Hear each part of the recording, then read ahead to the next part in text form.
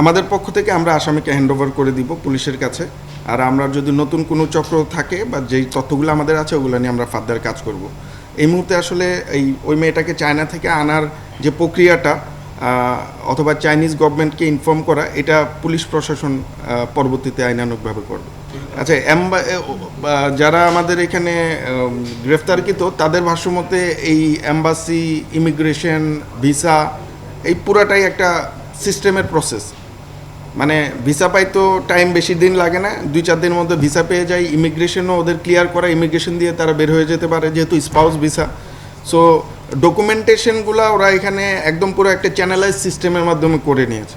অবশ্যই আমরা আসলে আরও তথ্য কালেকশন করার চেষ্টা করতেছি। আমরা যখনই এই অপরাধের সাথে তাদের সম্পৃক্ততা পাবো, ডেফিনেটলি আমরা তাদেরকেও গ্রেফতার করব।